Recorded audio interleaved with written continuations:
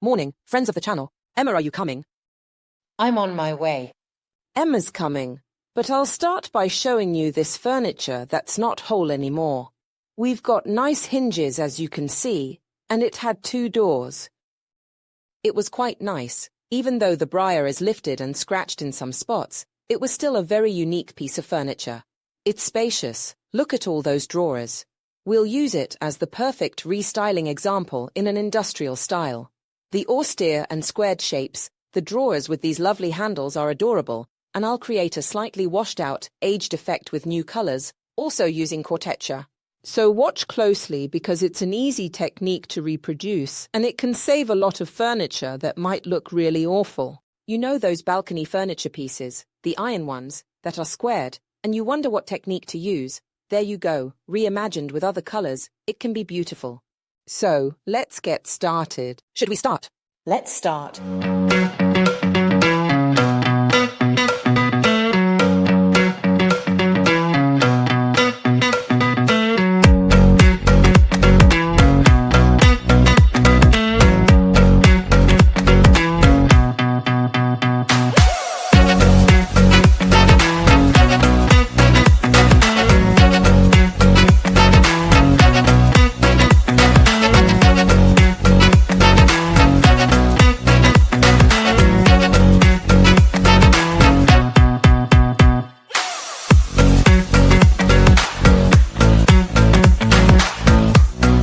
I start by unscrewing these old hinges, since unfortunately the doors no longer exist, and then I plaster this hole.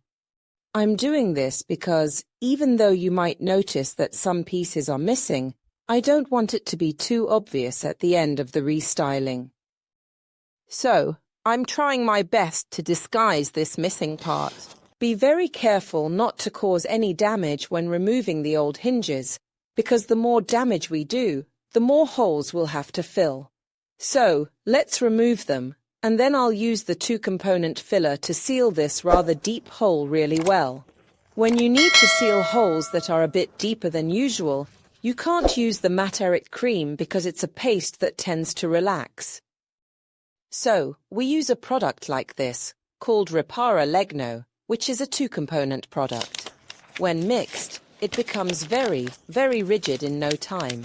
Basically, if you open it up, you'll find something like this inside, and you have to be careful. Years ago, when I started using these products, it wasn't explained to me properly how to do it. I was waiting for it to set, waiting, and I could have waited forever. If you don't mix the 2 components properly, which you find just by opening it, you see there's a lighter color and a darker color inside. If you don't mix them 100% properly, it won't set. So, when you separate a piece, you see the 2 components, one light and one dark. You have to mix them. You'll see that the process starts to kick in. Why? Because it heats up, so it starts to give off a gentle warmth. It doesn't burn, it's no longer marbled as now, and it starts to warm up. When it starts to heat up, it means the catalysis has begun. At that point, you need to hurry because, in a warm place like here, it starts to become rigid within 15 to 20 minutes. It's a good product. Always keep it handy. But if you have leftovers, like right now with this little bit left over, you definitely need to throw away the old wrapping and put some new plastic film on it, then seal it tightly in its container because if it gets air, unfortunately, it becomes rigid. Now, I need to make sure 100% that it's properly mixed, but look at that, Emma got a little piece done before with a leftover and she starts to fill the hole. You need to press it well. Go deep and try to remove all the unevenness. You can actually put a bit more on when you start sealing the hole and then gradually level it off and remove the excess.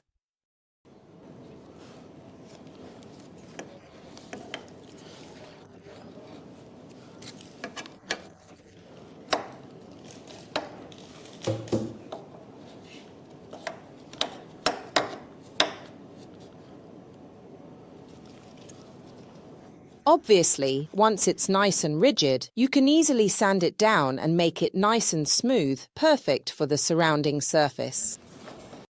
Right now, I'm making sure that there aren't any holes left, but I already know that if I leave a bit more product, I can sand it down and level it off.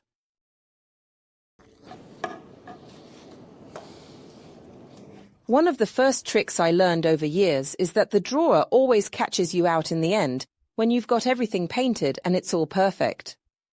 Let's start by thinking we should work on what we usually leave at the end, like the drawer, and ensure it slides properly and isn't swollen. So now regardless, since they don't slide that well, I gently sand the sides and Emma quickly runs a piece of candle over the guides. Because the candle, the paraffin, makes the drawers slide much better, so put it on if you want to do a nice, precise job and go straight away and gently sand these sides.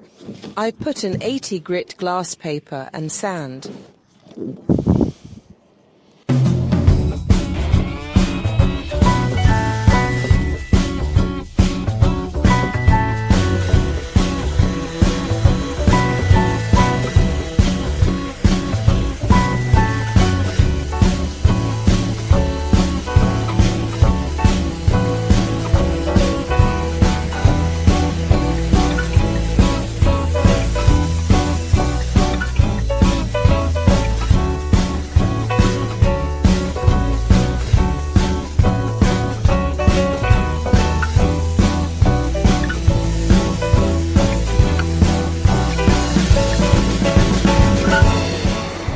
Let's see if it slides better.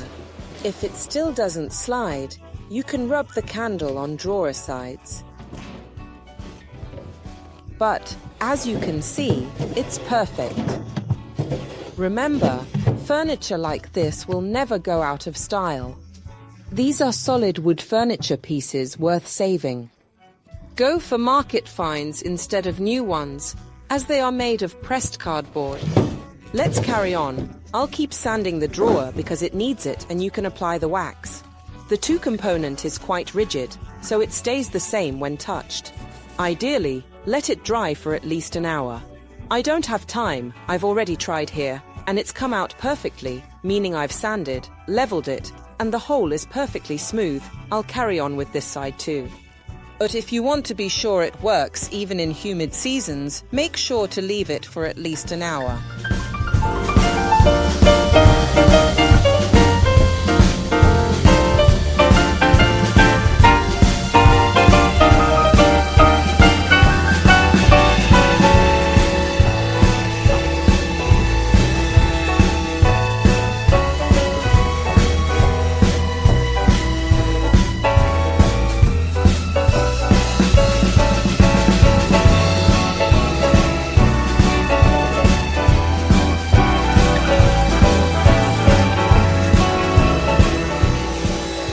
Sat here, nice and quiet at the table, to prepare a mixture. So, all along, those of you who know Magic Paint well say, but Nuit Parisienne is not black. How often do we see these posts, write to us, and stress us out? The only black I create is this one. I strongly believe colors should provide inspiration for different types of restyling, and it's perfect for vintage or modern restyling. You only need to grasp the concept. The more water you put in the color, the lighter it becomes and the less deep it is. To fully see a beautiful color, you need to protect it. For a nice black, take the Nuit Parisienne, apply and protect it. Once protected, you'll see it's black. It's not a cold factory black, but a nice black. Now, we don't want a particularly pure black. Actually, we want it with some unique shades of its own. So, I put a good amount of Nuit Parisienne in this tray, which is a black that, when you look at it like this, almost has a brown and green tint, but I assure you it's black. Why is that? Because when it's not yet protected, it still has that chalky part that really brings out all the pigments that make it up, so it'll seem more greenish, more brown. But since I want to make it really unusual, unique, I add some vintage, which is a brown I really love, very tobacco-like and chocolatey, and it enhances the, let's say, variables of the Nuit Parisienne that lean towards the lighter side, so towards its brown pigments. It won't look like a brown, of course not, just look. But it changes a lot the perception you have of this color. Since we absolutely can't use diluted color or anything else on this piece of furniture, we'll go with pure color. I'm going to use this very fluffy roller. It's actually a prototype of mine because it's got slightly longer fibers than my microfiber roller. I'm studying rollers. One in production, available, is the microfiber roller, one with longer hair and one with even longer ones. It helps apply paint in a textured way. I've already used it several times. I'm confident of the result, but I'll show you how to make a textured base using a roller, which is fantastic.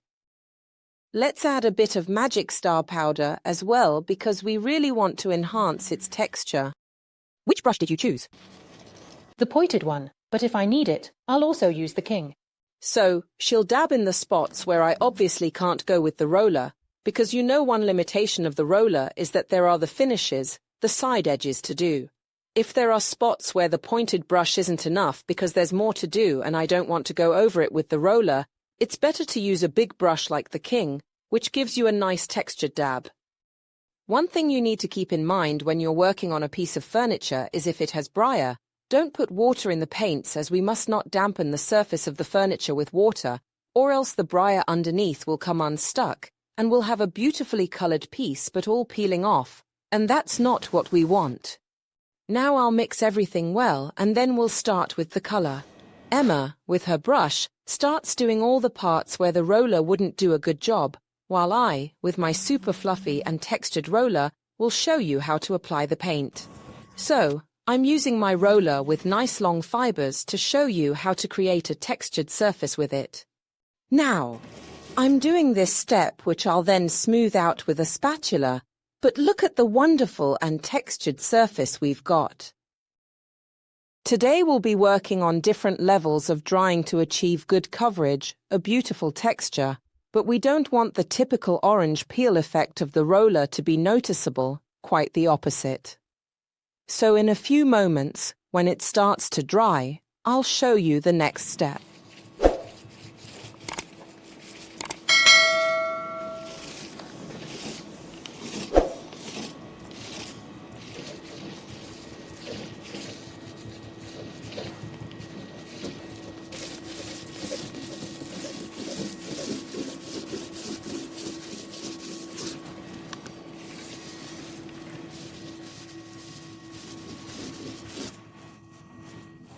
Let's carry on with the technique then. Roller, nice and full of color. FRA tack and hairdryer. Emma, think about the hairdryer. Yes. I'm using the roller. Afterwards, Emma will dry it, and when the drying is just right, I'll show you when. I'll go with the trowel.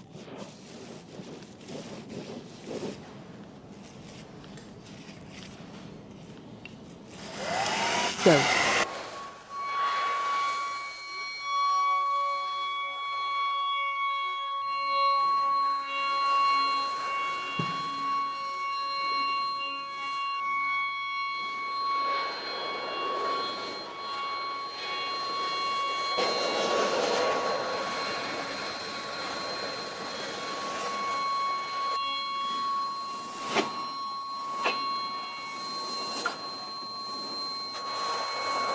Go over there.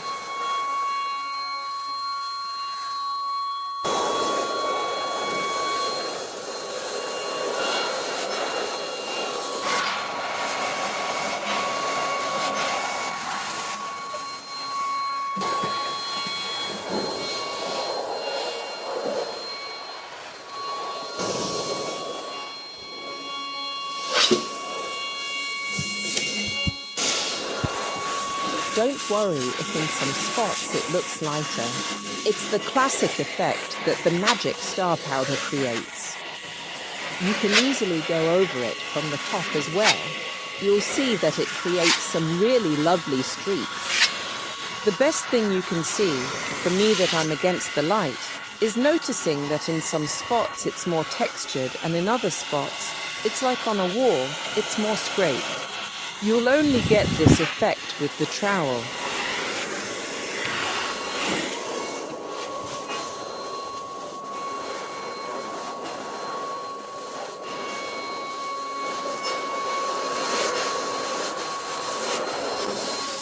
Before starting with the actual decoration, I apply a coat of protective. The more observant of you will say, well, of course you apply the protective coat, otherwise the briar underneath would swell. I use the same roller to apply the protective coating as before, with a nice long coat. In this case, I protect without struggling. Let's start from here. You see, the hair helps us get into the depths without any effort. Obviously, we'll then use the brush to get to the spots where the roller doesn't quite reach. But in the meantime, with the roller, we cover large surfaces much quicker.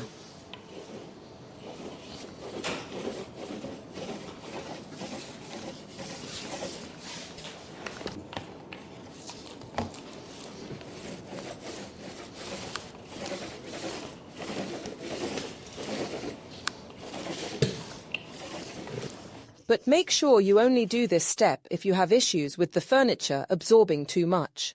For instance, right now I have briarwood. I'm forced to do this step, or else the wood grain would absorb all my future decoration and it would lift even more. This way, the briar doesn't lift, and we can decorate and water as much as we like. Let's start with the decoration. I'll be using two beautiful browns, Caramello Salato and Corteccia, two new magic paint colors. We use them to age, or give this piece of furniture a worn look with a slightly unusual method.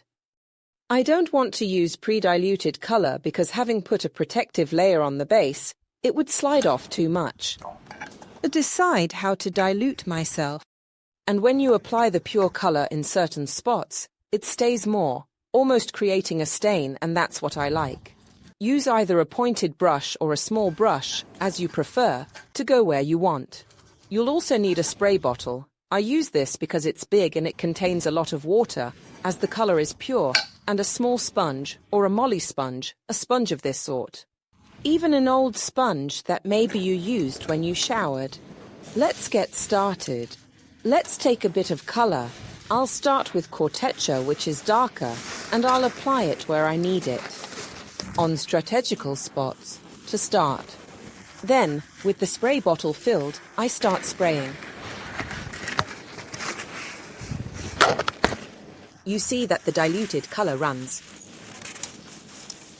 You see, it's indeed a very gentle movement. There's no need to prepare beforehand. You'll simply work on the drips and shades that the furniture will provide you.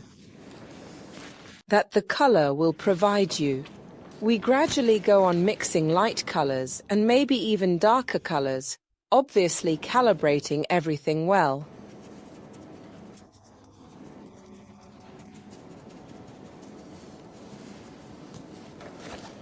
The way to tell if what we are doing is right, to know when to stop, is at some point to take the phone and go and stop the droplet slipping and the blurring on the surface with a heat gun.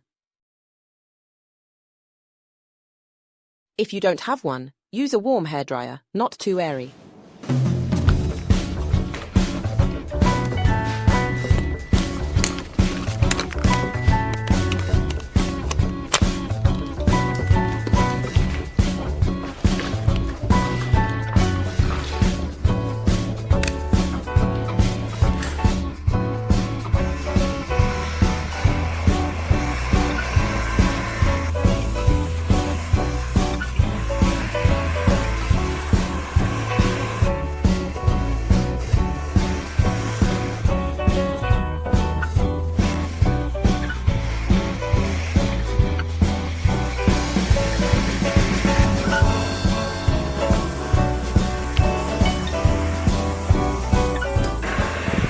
One of the tricks with the hairdryer is to never make watercolor. With the hairdryer, you shouldn't chase the drips around. Here, the drip should be natural from top to bottom. So the hairdryer needs to dry the drip and stop it, like that. So you need to bring it closer, slowly. Start from a distance first. My hairdryer reaches a very high temperature and watch the magic. When the color dries on the surface, it stops and creates this. This is the real reason why we're doing this technique. Being able to effectively stain the surface and block the color as soon as it drops and stops. Like here you can see there are some drips, but there's also a spot where the color is stopped and it's more intense. But remember, if you hold the heat gun too close, it'll strip the paint off the furniture. So be careful. The brush stroke should never be visible. It should always be very blended. So if in some spots you can see the brush marks, you need to be sharp enough to notice it in time and remove it. You shouldn't see the dabbing.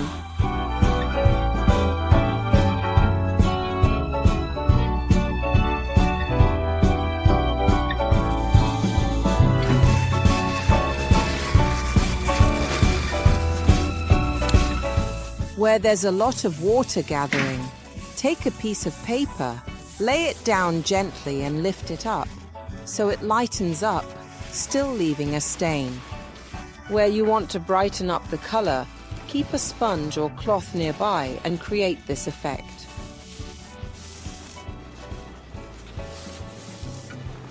This will help you in some areas to let the drips run down, controlling the color, and in others, it lightens it. To achieve an even more subtle, nuanced, and refined effect, you can also stop the drip doing this, gently and carefully.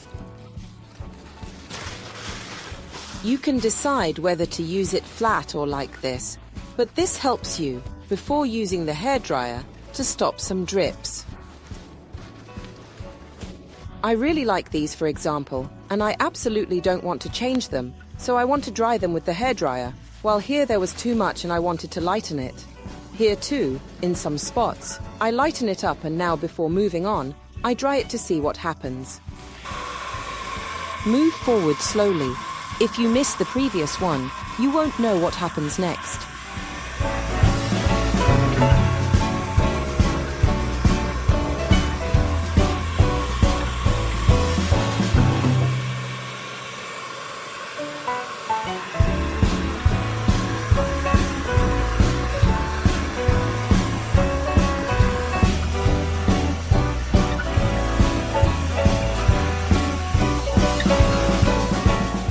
I'll let it dry to do the second layer. I must wait to overlap more colors, and I'll start from the side. Being this textured, it'll come out beautifully.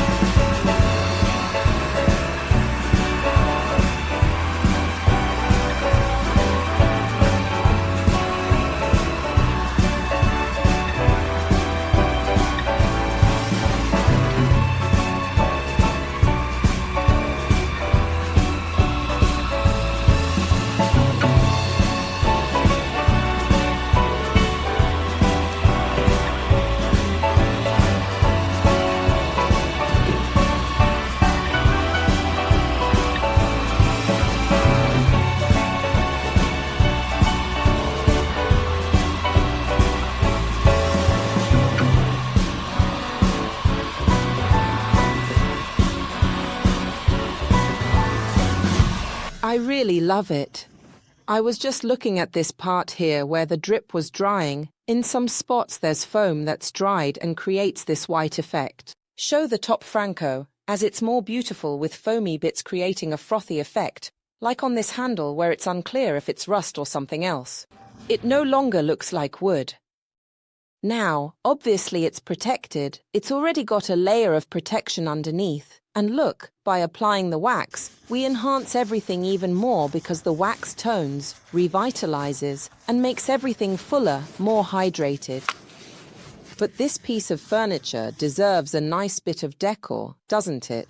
A nice little treat, so let's show how it looks with a wall designed just for it, all decorated.